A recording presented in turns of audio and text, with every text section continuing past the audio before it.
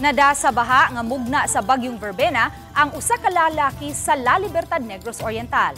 Padayon pa siyang gipangita. Ang detalye sa report ni Orchids Lapingkaw. Lapaw na! Nalapaw na! Ang 61 anyos nga lalaki nadala sa kusog nga bulog sa tubig baha sa barangay Pakuan sa La Libertad, Negros Oriental kagahapon sa hapon. Ang lalaki nilabang sa spillway taliwa sa nasinating baha.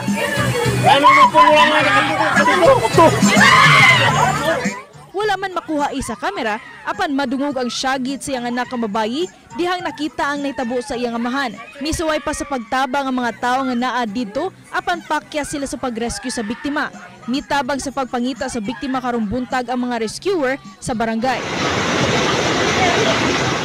Sa video nga kuha sa anak si Jonalyn, makita ang amahan nga milabang sa spillway nga naka-helmet.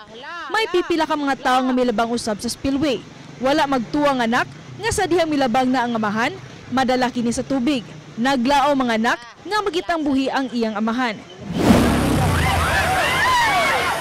Samtang lisod usab ang paglabang sa mga residente, human gibaha ang karsada sa barangay Buena Vista, Gihulngan City, Negros Oriental.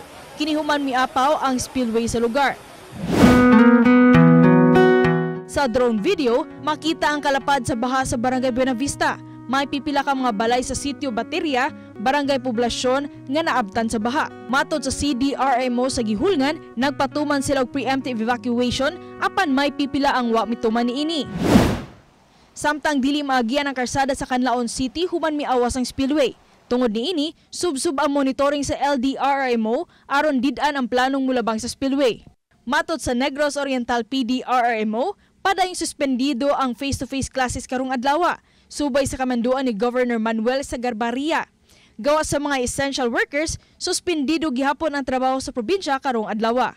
Ako si Orchids Lapingkaw, Balitang Bisdak.